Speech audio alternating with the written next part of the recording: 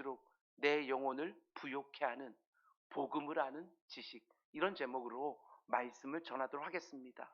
복음을 아는 지식이 더해지면 더해질수록 내 영혼이 부욕해 되어진다, 이런 제목입니다. 우리는 지난 시간에 디모데후서 전체의 주제인 복음과 함께 고난을 받으라 하는 말씀을 들었습니다. 디모데후서 말씀이 쓰여진 그 시절이나 그리고 오늘 우리가 살아가는 지금이나 고난을 환영하는 사람은 아무도 없습니다.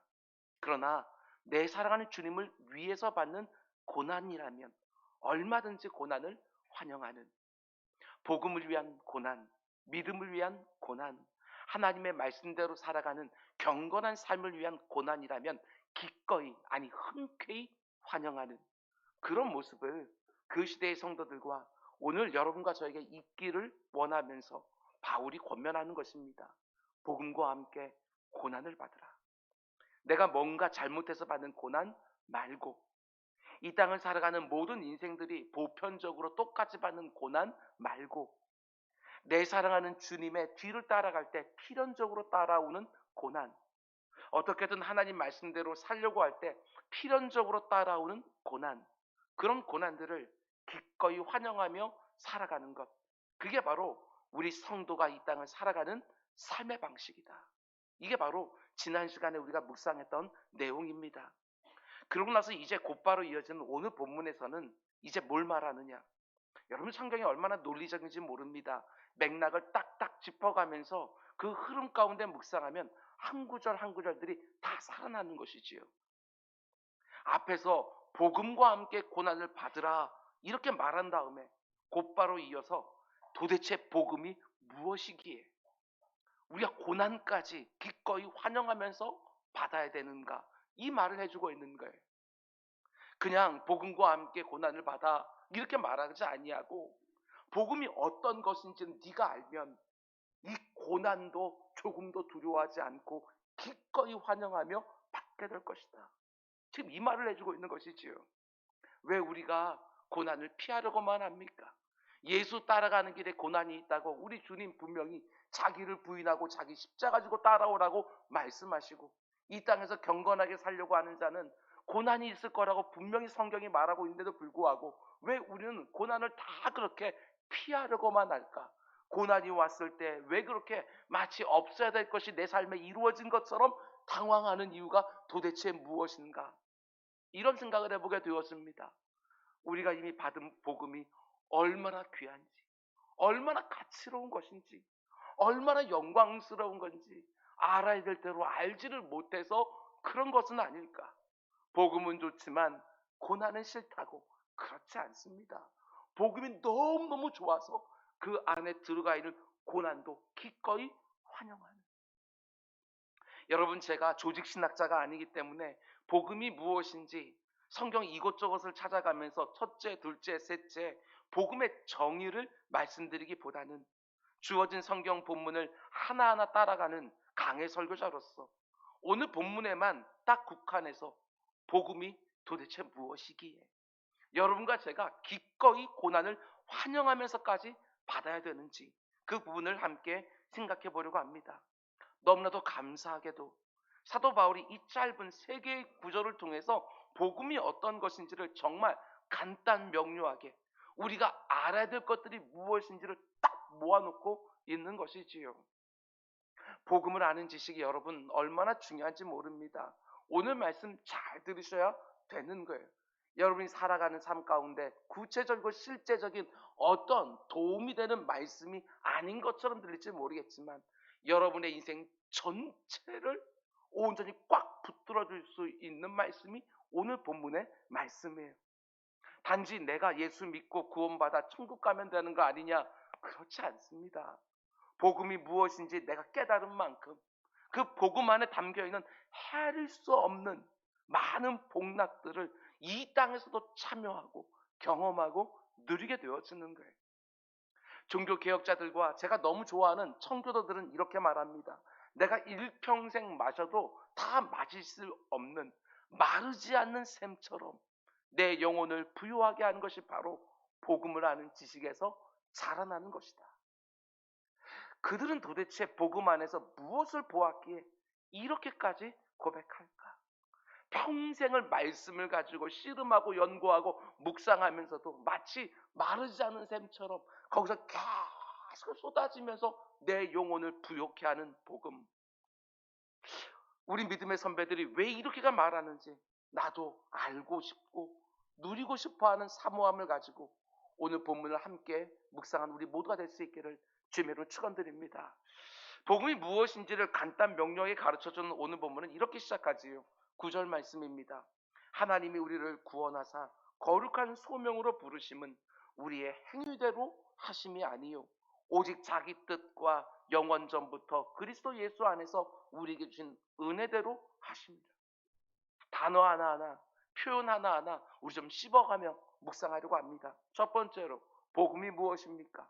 하나님이 우리를 구원하사, 하나님이 죄 가운데 있는 인생들을 그냥 내버려 두지 않으시고 구원하기를 원하신다는 너무나 감격적인 소식, 그게 바로 복음인 것이지요. 오늘 본문뿐만 아니라 신약성에 이곳저곳에서 복음을 이렇게 말합니다. 바울이 일평생 복음을 전하는데 무엇을 위하여 복음을 전한다고 말하지요? 사도행전 13장을 보면 주께서 이같이 우리에게 명하시되 내가 너를 이방의 빛으로 삼아 너로 땅끝까지 구원하게 하리라. 하나님이 복음을 주시고 복음을 전하게 하신 이유는 죄인들의 구원을 위하여 라는 것이지요.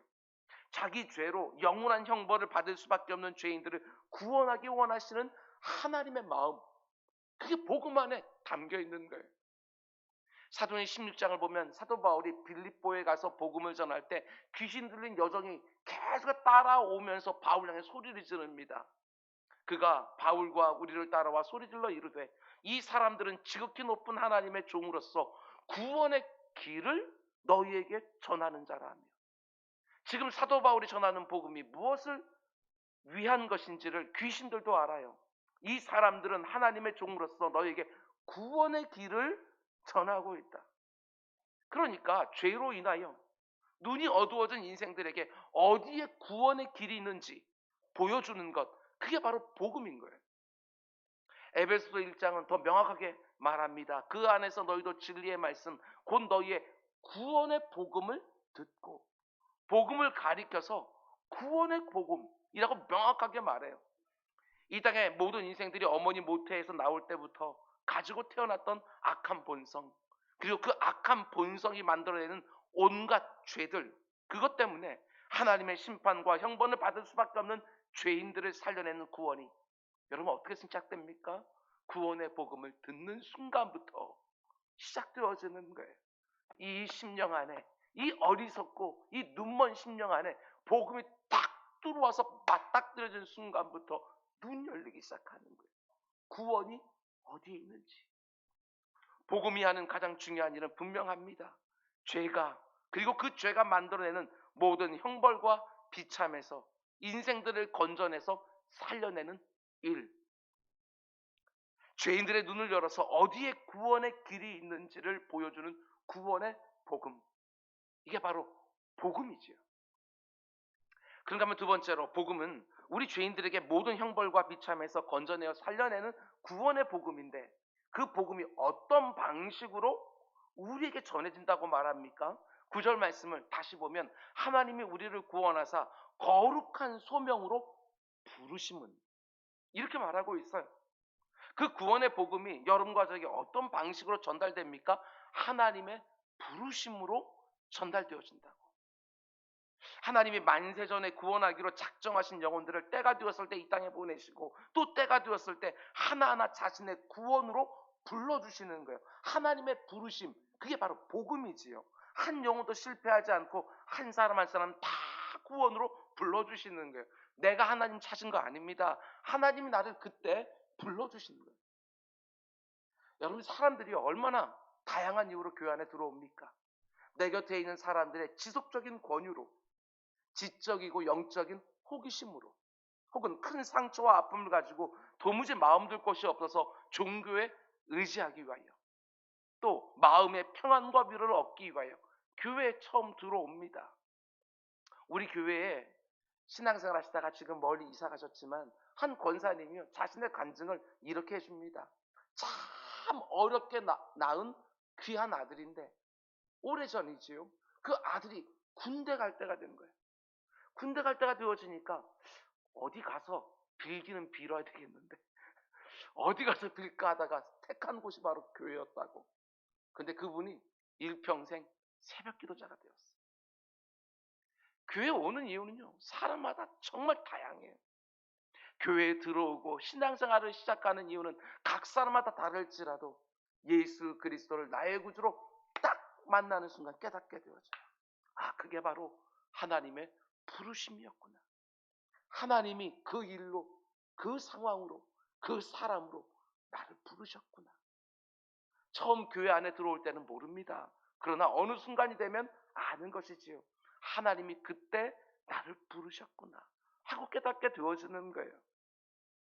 복음이 들려질 때 내가 믿고 싶다고 해서 믿을 수 있는 게 아니지 않습니까? 하나님이 불러주지 않으시면 아무리 복음을 수없이 들어도 구원을 받을 수가 없는 거예요. 하나님의 부르신 가운데 있는 영혼들만 그 복음을 붙들고 구원자가 되시는 예수 그리스도 앞에 제대로 서게 되어지는 것이지요. 근데 여러분, 이 부분도 보셔야 돼요. 9절 말씀 보면 하나님 나를 구원으로 불러주시는데 무엇으로 불렀다고 말합니까? 소명으로 나를 부르셨다, 이렇게 말하는 거예요. 소명으로.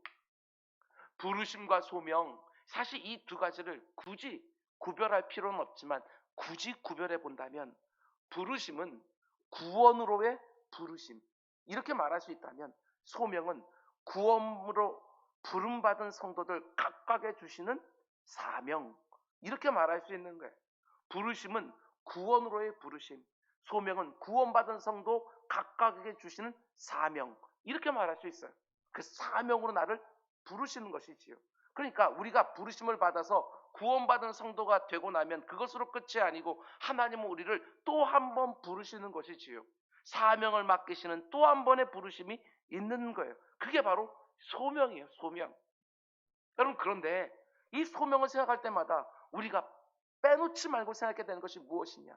우리가 가장 많은 시간을, 가장 많은 열정을 쏟아붓는 곳이 어디지요?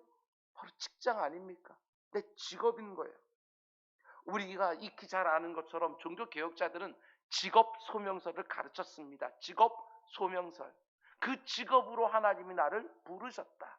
내가 어느 대학을 나오고 무슨 전공을 하고 어디 관심이 있고 내 아는 지인이, 이런 게 아니고 하나님이 그 직업으로 나를 부르셨다고 믿기 때문에 직업 소명, 하나님의 부르심, 이렇게 말하는 거예요. 지금 내가 일하고 있는 곳은 하나님을 섬기고 이웃을 섬기는 하나님이 주신 현장이다. 우리 믿음의 선배들이 그렇게 고백하고 있는 거예요.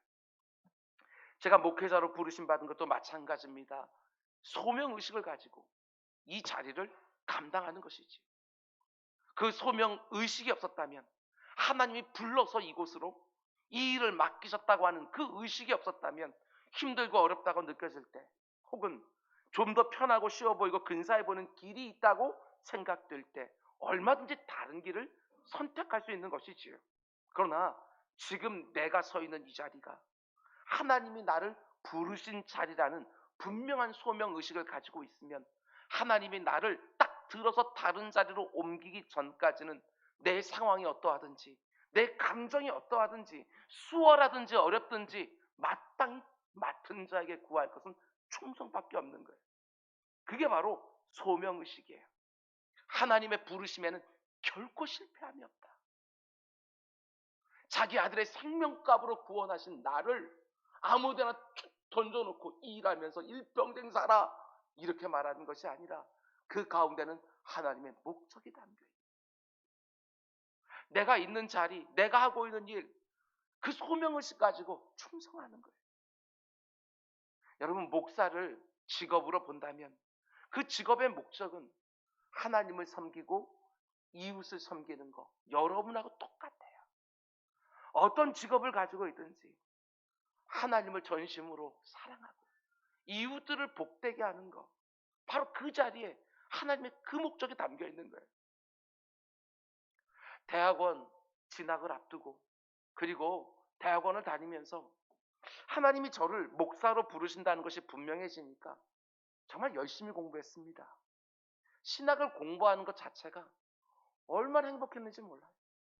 제가 그렇게 공부를 잘할 수 있는지 처음 알았습니다. 하나님의 부르심이 어디 있는지 몰랐던 고등학교 때와 대학교 때하고는 정말 달랐습니다. 하나님이 부르신 자리에서 목회자로서, 설교자로서 하나님을 영화롭게 하고 하나님이 위탁하신 영혼들을 복되게 하고 싶은 그 사모함이 딱 자리를 잡으니까 그때부터는 정말 신학을 공부하는 것도 이런저런 사역을 교회 안에서 감당하는 것도 너무너무 좋았습니다.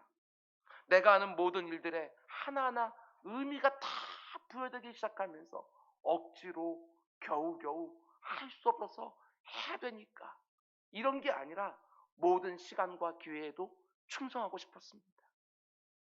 구원받은 모든 성도들 다 똑같습니다. 지금 내가 있는 곳을 하나님이 보내신 자리로, 지금 내가 하고 있는 일을 하나님이 나에게 맡기신 일로 온전히 받는 소명의식, 그거 하나만 분명하면 자녀를 양육하는 일도, 배우자를 섬기는 일도, 직장생활, 교회생활, 경건생활, 인간관계 등등 정말 모든 자리에서 모든 일에 충성하고 싶은 마음이 가득해지는 거예요. 요즘 내가 있는 자리, 내가 하고 있는 일이 너무나도 힘들고 버거워서 다 내려놓고 싶은 그런 분 계십니까? 소명의식을 다시 새롭게 하시기 바랍니다. 하나님이 나를 이곳으로 부르셨다. 하나님이 내게 일을 맡기셨다. 그러면 또 견딜 힘이 생깁니다. 버티고 감당하게 해주는 것이지요. 그리고 그 가운데 속에 즐거움도 보람도 의미와 가치도 다 느끼게 되어지는 거예요. 하나님이 나를 그곳에 세우셨기 때문에 하나님께서 감당할 만한 힘도 허락해 주시는 것이지요. 하나님을 섬기고 이웃을 섬기는 일이 목사나 선교사에게나만 주어진 것이 아닌 것처럼 구원받은 모든 성도들은 3터와 1터에서 소명의식을 가지고 맡은 바 사명을 감당하는 것, 그게 바로 내가 받은 그 영광스러운 구원에 합당한 삶의 모습이라는 것입니다. 지금 내가 있는 곳이 내가 원해서 있는 곳이 아니라 어떻게 하다 보니까 있게 된 곳이 아니라 하나님이 불러서 나를 그 자리에 있게 하셨다는 것을 믿게 되면 당연하지 않습니까? 하나님이 나를 왜 이곳에 있게 하셨을까 하고 소명의 목적을 반드시 찾게 되어지는 것이고, 그 목적이 분명히 서게 되어지면 바로 그곳이 하나님을 영화롭게 하고 사람들을 복되게 하는 현장이라는 것을 알고 충성하게 되어지는 것이지요. 하나님이 나를 보내신 자리에서 나에게 맡기신 일을 정말 충성스럽게 감당하면서 하나님을 힘을 다해 섬기고 이웃을 힘을 다해 복되게 하며 살겠다고 다시 한번 마음을 새롭게 다잡는 우리 모두가 될 수 있기를 주님의 이름으로 축원을 드립니다. 여러분들 이 부분도 잘 보셔야 돼요. 9절 말씀 보면 그냥 소명이라고 말하지 않습니다. 거룩한 소명 이렇게 말하고 있는 거예요. 무슨 의미겠어요? 하나님이 나에게 맡기신 일들을 어떻게 감당해야 되느냐? 거룩하게. 이걸 놓치면 안 돼요. 하나님이 나에게 맡기신 일을 그저 탁월하게 좋은 결과만 내면 되는 게 아닙니다. 거룩하게. 여러분, 거룩하게 그 일을 감당한다는 게 무슨 뜻입니까? 거룩이라는 히브리어 단어가 카다시라는 단어입니다. 구별하다, 성별하다 이런 뜻이고, 거룩이라는 단어의 헬라어가 하기오스라는 단어입니다. 분리하다, 따로 떼어놓다, set apart. 여기 있는 것을 저기로 하나님께서 옮겨 놓으셨다. 하나님이 이 많은 것들 가운데 따로 구별하여 떼어 놓으셨다. 이게 바로 거룩이라는 단어의 뜻이에요. 하나님이 분명히 따로 떼어 놓았다니까 그 가운데 다름이 있지 않겠습니까? 다름. 그냥 소명이 아닙니다. 하나님을 믿지 않는 사람들도 어떤 사명감을 가지고 자기를 힘을 다해 감당하기도 하지만 여러분과 제가 부름받은 사명은 거룩한 소명인 거예요. 똑같이 직장 생활을 열심히 해도 그 가운데 다른 목적, 다른 가치, 다른 의미가 담겨 있는 거예요. 무슨 일을 하든지 하나님께 영광, 하나님의 마음에 합하게, 하나님의 부르심을 헤아리고 하나님 마음에 있는 생각과 뜻에 순종하는 거예요. 그래서 아무리 하나님을 믿지 않는 사람들과 내가 똑같은 일을 하고 있다 할지라도 다름이 분명히 드러나는 거예요. 직장에서 일하는 모습이 아무리 비슷해 보여도 그 안에 다른 목적이 있고, 자녀를 키우는 방식이 아무리 비슷해 보여도 그 안에 다른 의미가 담겨 있고, 사람을 만나서 관계하는 모습이 아무리 비슷해 보여도 거룩한 소명으로 살아가는 성도들은 전혀 다른 가치를 가지고 사람을 만나고, 여러분이 살아가는 모든 자리에서 내가 그리스도인이라고 굳이 입으로 말하지 않는다 할지라도 내가 살아가는 모습을 보고 내가 말하는 것, 내가 생각하는 것, 내가 무엇을 지향하고 있는지 조금씩 드러날 때마다 사람들이 나를 그리스도인이라고 알게 되어지는 이 놀라운 삶의 다름이 우리 모두에 꼭 있게 되기를 주님의 이름으로 축원드립니다. 세 번째로, 오늘 본문이 말하는 복음이 또 무엇입니까? 첫 번째는 구원으로 부르는 복음이고, 두 번째는 거룩한 소명으로 부르시는 복음이고, 그럼 세 번째는 뭐냐? 복음으로 우리를 부르시고 우리에게 이런저런 소명으로 사명을 주실 때 그 근거가 뭘까? 이걸 가르쳐 주는 거예요. 하나님을 뭘 근거로 하여 수많은 사람들 가운데 속에 나를 구원으로 불러주시고 수많은 사람들 가운데 거룩한 소명으로 나를 따로 구별하시냐는 거예요. 다시 한번 9절 말씀 보시기 바랍니다. 하나님이 우리를 구원하사 거룩한 소명으로 부르셨는데 무엇을 근거로 우리의 행대로 하심이 아니요, 내가 살아가는 모습을 보고 그걸 근거로 나를 구원으로 불러주시고 소명으로 불러주신 게 아니라는 것입니다. 내가 구원받을 만해서 구원해 주신 것이 아니고 내가 능력이 출중하고 성실해서 그 일을 맡겨주신 게 아니라는 것입니다. 오직 무엇을 근거로? 오직 하나님의 은혜로. 이걸 절대로 놓치면 안 된다는 거예요. 복음의 핵심이에요. 구원받을 자격이 조금도 없지만 오직 하나님의 은혜로 그 영화로운 구원으로 불러주시고, 내 앞가림 하나 제대로 할 수 없는 엉터리이지만 오직 하나님의 은혜로 그 귀한 하나님의 일을 맡겨주시고, 내가 받은 구원을 놓고 그러므로 절대로 자랑하지 말라. 교회 안에 있는 어떤 사람들을 보면서 아니 어떻게 저런 사람들까지 하나님께서 구원으로 불러주셨나 이러면서 내가 받은 구원은 충분히 이해가 되고 저 사람이 받은 구원은 도무지 이해가 안 되고 이러지 말라는 거예요. 하나님의 구원받기에 합당한 사람이 어디 있습니까? 에베소 2장은 이렇게 말합니다. 너희는 그 은혜에 의하여 믿음으로 말미암아 구원을 받았으니 이것은 너에게 난 것이 아니요 하나님의 선물이라. 행위에서 난 것이 아니니 이는 누구든지 자랑하지 못하게 합니다. 구원만 그런 것이 아니라 우리가 받은 소명도 마찬가지입니다. 오직 은혜를 근거로 내게 이런저런 사명을 맡겨주신 것이니까 내 힘과 내 능력과 내 의지로 하려고 하지 말라. 내가 하면 내 자랑만 났습니다. 그러나 하나님의 은혜로 하게 되었으면 찬양만 남습니다. 하나님의 은혜를 주셔야 내가 있는 자리에서 나에게 맡겨진 일을 나 같은 엉터리가 제대로 감당할 수 있는 줄 알고 기도의 자리에 수시로 들어가서 하나님께 구해야 되는 것이지요. 은혜로만 구원받는 것이고 은혜로만 감당하는 것입니다. 내가 일하는 것이 아니라 은혜가 일하는 것이지요. 여러분, 저는 오늘날 참 많은 성도들이 하나님의 은혜가 무엇인지 너무나 알지를 못한다, 이런 생각이 들 때가 참 많습니다. 은혜 입에는 붙이고 살지만 정작 은혜가 뭔지는 잘 몰라서 사단이 납니다. 하나님이 부르신 자리에서 하나님이 맡기신 일을 정말 열심히 하면서도 늘 문제가 생기는 이유가 뭐냐? 은혜를 알아야 될 대로 알지를 못해요. 아니, 일을 열심히 하면 할수록 더 문제를 만드는, 은혜가 뭔지를 모르니까 그런 거예요.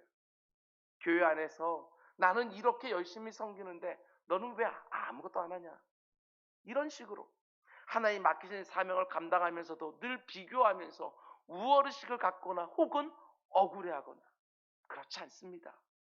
하나님이 나 같은 죄인을 오직 은혜를 근거로 값없이 거저 그 귀한 구원을 선물로 주셨다고 정말 믿는다면, 하나님이 나 같은 무익한 종에게 오직 은혜를 근거로 그 귀한 하나님의 일을 맡겨주시고 나 같은 엉터리를 하나님의 동역자로 불러줬다는 것을 정말 믿는다면 당연히 어떤 마음이 들게 되어집니까? 너무나 귀한 것을 이 무자격한 자가 은혜로 거저받았으니까 당연히 빚진 마음이 생기게 되었습니다. 빚진 마음. 내가 함직해서 그거 받았으면 공로의식이 생기지만 내가 도무지 자격이 없는데 그 엄청난 것을 받았다고 생각하게 되었으면 늘 빚진 마음이 들 수밖에 없는 거예요. 그 빚진 마음으로 하나님을 섬기고 이웃을 섬기고 교회를 섬기는데 무슨 자랑을 하겠어요?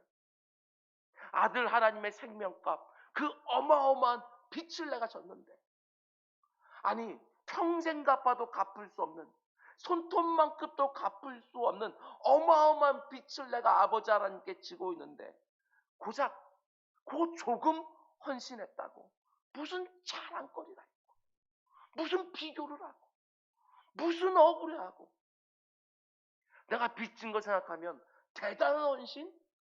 여러분 그런 게 어디 있어요? 대단한 헌신이라뇨. 마치 하나님께 조금 받았음에도 불구하고 이만한 거 내가 한 것처럼 대단한 헌신? 그런 게 어디 있어요? 일평생 힘을 다해서 내 모든 거 다 쥐어 짜내서 하나님을 살아도 부족하고 부끄럽고 송구스럽고 그 마음밖에 없는 것이지. 우리 주님 말씀하셨어요. 이와 같이 너희도 명령받은 것을 다 행하느라 이르기를 우리는 무익한 종이라 우리가 하여야 할 일을 한 것뿐이라 할지니라. 빚진 마음을 가지고 있으면 정말 이만밖에는 할 게 없어요. 뿐만 아니라 이 부분도 잘 들으셔야 됩니다. 빚진 마음으로 모든 일을 하기 때문에 가장 큰 특징이 뭐겠어요? 내가 아무리 열심히 섬기고 수고를 해도요 예수님 말씀처럼 오른손이 한 일을 왼손이 모르게 하는 거예요. 오른손이 하는 일을 왼손이 모르게.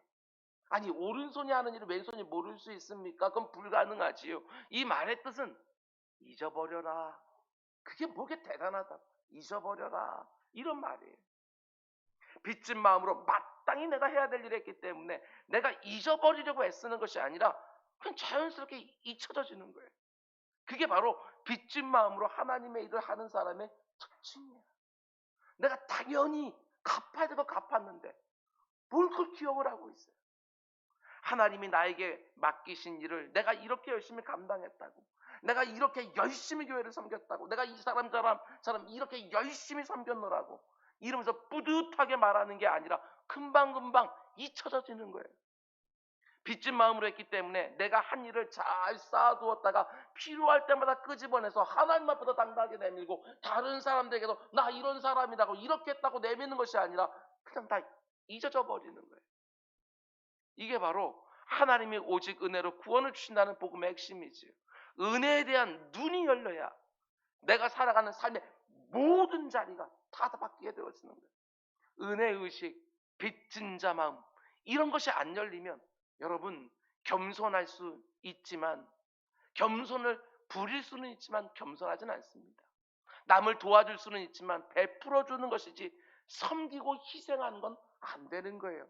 하나님을 영화롭게 하고 이웃을 복되게 하는 것이 아니라 사실은 나를 기쁘게 하는 정말 누더기 같은 열심과 수고와 봉사가 되는 것이지요. 도무지 자격이 없는 내가 하나님의 은혜 때문에 분에 넘치는 것을 받았다. 이걸 제대로 깨닫는 데부터 오는 빚진 마음. 거기서부터 시작하면 진짜 내 마음에 자유가 옵니다. 자유가. 다른 사람들이 나를 알아주든지 안 알아주든지 이게 뭐가 그렇게 대수입니까? 내게 좀 부족한 것이 있어도 그것 때문에 마음 무너지지 아니하고 사람들의 부주의한 말 한마디도 크게 영향을 받지 않습니다. 내가 이것도 하고 저것도 하고 막 늘어놓는 공로의식을 가지고 있으니까 늘 그런데 넘어지는 거예요. 하나님이 나를 보내신 자리에서 하나님이 나에게 맡기신 일을 하나님이 늘 공급해 주신 은혜로 감당하면서 충성하는 것이지요. 열매가 많든지 적든지 그것도 중요하지 않습니다. 하나님이 내 손에 쥐어준 것이 많든지 적든지 다 은혜라고 생각하니까 감사할 것밖에 없다. 하나님의 은혜로 구원받고 하나님의 은혜로 지금 일을 하고 있고, 그게 바로 복음의 심장, 복음의 핵심이지요. 공로의식을 가지고 나도 억울해하고 다른 사람도 괴롭게 하지 말고 오직 은혜의식, 오직 빚진 자 마음 딱 가지고 감사하면서 충성하는 우리 모두가 꼭 될 수 있기를 주님의 이름으로 축원드립니다. 여러분, 그런데 복음의 핵심이 되는 하나님의 그 은혜가 언제 우리에게 나타났다고 말합니까? 이 부분도 참 귀합니다. 9절 뒷부분을 보면 오직 자기의 뜻과 영원 전부터 그리스도 예수 안에서 우리에게 주신 은혜대로 하십니다. 오직 은혜로 말미암는 구원은 영원 전부터, 만세 전부터 하나님 안에 있었던 진리인데, 10절 이제는 우리 구주 그리스도 예수의 나타나심으로 말미암아 나타났으니. 아멘. 영원 전부터, 만세 전부터 하나님 안에 있었던 은혜로 말미암는 구원이란 이 복음이 이제는 어떻게 됐다고 말합니까? 아들 하나님, 우리 구주 그리스도 예수의 나타나심으로 말미암아 밝히 드러났다. 더 이상 아버지 하나님 마음 안에만 있는 것이 아니라 아들 하나님이 육신을 입고 이 땅에 오셔서 이제 밝히 드러났기 때문에 누구든지 볼 수 있고 누구든지 깨달을 수 있고 누구든지 참여할 수 있게 된 것이죠. 그래서 만민에게 복된 소식이 되어지는 거예요. 여러분, 복음이 무엇인지를 말할 때 10절 맨 앞에 나오는 이제는 이라는 표현이 얼마나 중요한지 모릅니다. 전에는 하나님 마음속에만 있어서 모든 사람들이 다 알 수가 없었는데 예수 그리스도가 이 땅에 오셔서 사시고 죽으시고 부활하시고 승천하시고 성령을 보내주셔서 이제는 모든 사람들에게 밝히 나타났다는 거예요. 오직 하나님의 은혜로 죄인들이 구원을 받고 하나님의 백성이 되는 이 복음이 특정한 사람들만 알 수 있는 것이 아니고 유대인이나 이방인이나 부한 자나 가난한 자나 많이 배운 자나 적게 배운 자나 아무런 상관없이 성별이나 피부색이나 인종이나 민족이나 그 어떤 차별도 없이 누구든지 주 예수 그리스도를 믿는 자는 구원을 얻으리라. 모든 사람에게 다 열려있는 구원, 그래서 복음이라고 말하는 거예요. 여러분, 우리가 들은 복음은 차별이 없는 복음입니다.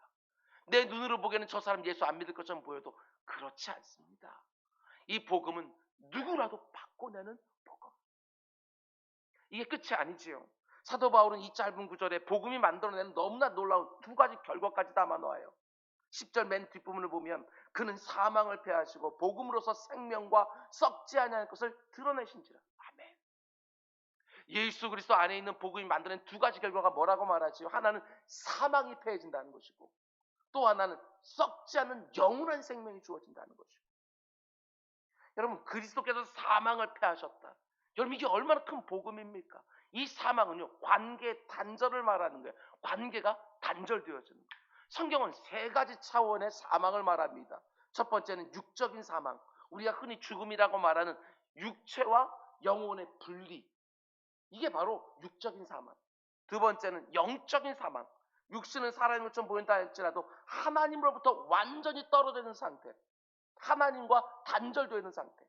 세 번째는 영원한 사망, 인간을 구성하는 영과 몸이 하나님의 은혜로부터 영원히 분리되는 상태. 계시록 표현으로 말하게 되었으면 이것이 바로 둘째 사망.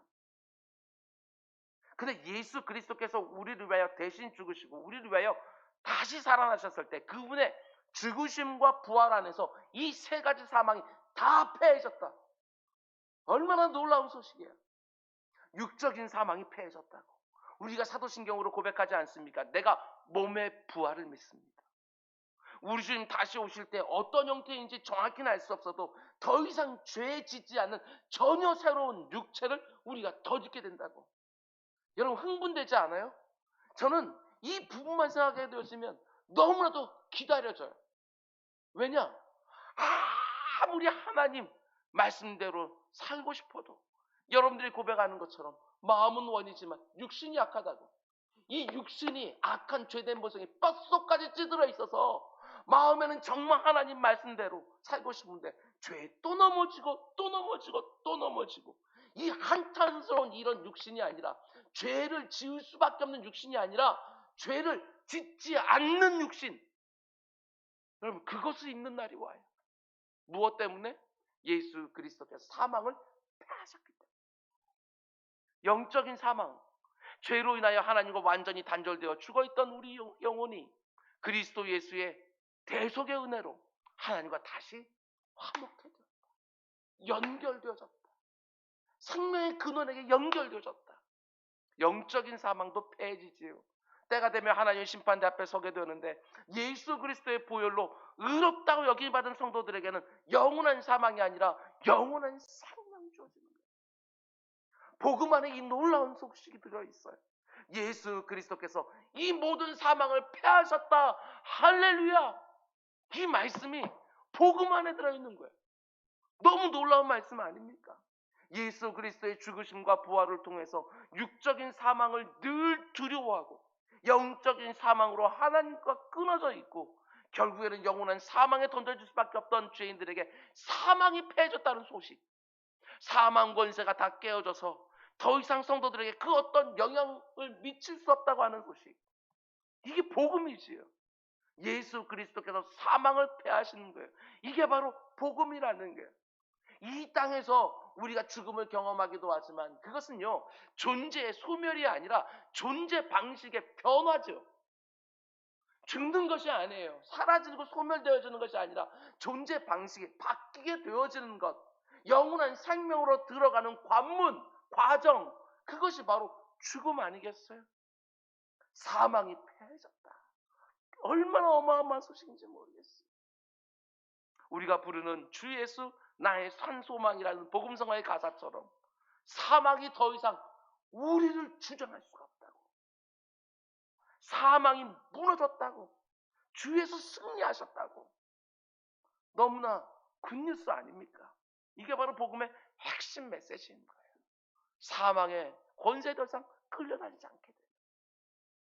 그럼 또 한 가지, 구원의 복음이 만들어내는 결과가 무엇입니까? 10절 맨 마지막 부분을 보면 복음으로써 생명과 썩지 아니할 것을 드러내신지라. 구원의 복음이 우리에게 약속하는 게 무엇입니까? 썩지 않은 영원한 생명, 그걸 약속해 주는 거예요. 때가 되어지면 썩어버리는 그런 생명이 아니라 영화로움과 존엄이 더해지는 참 생명. 구원의 복음이 그 생명을 약속해 주고 있어요. 단지 내가 코로 호흡을 하고 손발로 움직여 있다고 해서 그것이 살아있는 것이 아니라 정말 사는 것처럼 사는 생명, 그걸 복음이 우리들에게 주는 거예요. 이 세상이 볼 때는 아무리 비천해 보인다 할지라도 구원받은 성도들에게는 영화로움과 존엄이 더해지는 참 생명이 주어져 있는 거예요. 그래서 복음이에요. 여러분, 2000년 전 그 당시 노예 출신의 그리스도인들 한번 생각해 보셔요. 짐승보다 못한 취급을 받던 노예들입니다. 아무리 호흡을 하고 왕성한 활동력이 있다 할지라도 그게 산 것입니까? 그 어떤 생명의 가치와 존엄도 그들은 느끼지 못했어요. 살아있으나 살아있다고 말할 수가 없어요. 그런 노예들이 교회 안에 들어와서 복음을 들은 다음에 눈이 열리기 시작하는 거예요. 예수 그리스도 안에 있는 영화로움과 존엄이 더해진 참 생명을 그들이 경험하기 시작하는 거예요. 물론 여전히 주인의 기분에 따라 여전히 매를 맞고 채찍질 당하고 인간 이하의 취급을 받고 온갖 수모를 당하고 있는데도 그리스도 안에서 발견한 그 존엄과 영광을 빼앗기질 않는 거예요. 오히려 예수를 알지 못하는 주인을 불쌍히 여기면 여겼지, 내가 하나님의 자녀가 되었다고 하는 자기 인식, 그거를요 빼앗기질 않는 거예요. 아무것도 바뀐 게 없어요. 여전히 비참하게 짜금 노예 신분이에요. 그런데 그렇게 참 생명으로 살아가고 있는 노예들을 바라보면서 참 많은 주인들이요 교회 안으로 들어오기 시작하는 거예요. 많은 돈을 가지고도, 그 높은 신분과 지위를 가지고도 자기들은 누리지 못하는 영화로움과 존엄이 더해진 참 생명을 자기 집에 있는 노예들 안에서 본 것이지요. 그 놀라움에 주인들이 교회 안에 들어오기 시작하는 거예요. 사람을 사는 것처럼 살게 하는 참된 생명, 그게 바로 복음이 만들어내는 결과이지요. 여러분, 복음이 얼마나 놀랍습니까? 여러분과 제가 받은 이 복음이 이렇게 영광스럽고 이렇게 귀하고 이렇게 가치로운다는 거 여러분 좀 알고 계십니까? 자기 죄로 하나님의 심판을 받아 영원한 형벌을 받을 수밖에 없는 죄인들을 구원하는 복음이다. 내가 서 있는 자리야, 내가 하고 있는 일을 하나님의 소명으로 의미와 가치를 더해주는 복음이라고. 그 어떤 자격이나 조건도 갖추지 못했지만 오직 은혜로 너무나 값진 선물을 값없이 받게 된다는 복음. 예수 그리스도를 나의 구주로 영접하는 모든 자에게 주어지는 차별이 없는 복음. 정말 사는 것처럼 살게 만들어주는 영화로움과 존엄이 더해져는 생명을 만들어내는 복음. 여러분, 복음이 이렇다는 것을 아는 사람들은 틀림없습니다. 복음과 함께 고난을 받으라. 이 말씀이 그렇게 부대끼지 않아요. 복음이 이렇게 귀한 걸 아니까 그 복음 때문에 누리는 복락이 얼마나 큰지를 경험하고 누리고 맛보기 시작하니까 그 복음과 함께 받는 고난, 그것이 순교라 할지라도 지극히 작은 것처럼 느껴지게 만들어주는 거예요. 복음 안에 아무리 필연적으로 따라오는 고난이 있다 할지라도 조금도 주저하지 않고 기꺼이, 아니 흔쾌히 고난도 환영하지. 신앙생활하면서 왜 그렇게 고난만 찾아오면 그렇게 쉽게 흔들릴까? 여러 가지 이유가 있겠지만 다른 게 아닙니다. 나에게 이미 주어져 있는 복음의 가치를 알아야 될 대로 내가 알지를 못하는 거예요. 설교자로서 그래도 힘을 다해서 30년 가까이 복음을 묵상하고 연구해 왔지만 아직도 알아야 할 만큼 충분히 알지 못한다는 깨달음에서 오는 아픔이 있는데 마치 복음을 다 아는 것처럼 생각하는 성도들이 너무너무 많은 거예요. 아닙니다. 절대로 아닙니다. 종교개혁자들과 청교자들이 말하는 것처럼 마르지 않는 샘이에요. 마르지 않는 샘. 성경을 볼 때마다 그 가운데 속에 그 샘에서 막 생명샘이 막 쏟아져 나오는 거예요. 나 죽어있는 자와 같이 방불케 저기 바닥에 누워있는 나를 갖다가 그냥 확 물을 끼얹는 것처럼 내 생명을 갖다가 막 살아나게 하는 것들이 바로 이 말씀 가운데 담겨 있는 것이죠. 인생을 살아가면서 이 경험 적용하면서 그 말씀이 하나하나 내 삶 가운데 적용되었을 때 말로 표현할 수 없는 기쁨과 감격, 그것들이 넘치면서 정말 사는 것처럼 살게 만들어주는 거예요. 왜 종교개혁자들과 청교도들이 내가 일평생 마셔도 다 마시지 못하는 마르지 않는 샘처럼 내 영혼을 부욕해 하는 것이 바로 복음을 아는 지식에서 자라나는 것이다, 이렇게 말하고 있는지, 신앙생활을 하면 할수록 더 많이 깨닫고 더 많이 참여하고 더 많이 누리는 여러분과 제가 꼭 될 수 있기를 주님으로 축원드립니다. 이제 말씀 맺겠습니다. 예수 그리스도의 복음이 이렇게 귀하고 영광스럽다는 것을 이미 경험하고 있는 이 사도 바울이 자기를 뭐라고 소개합니까?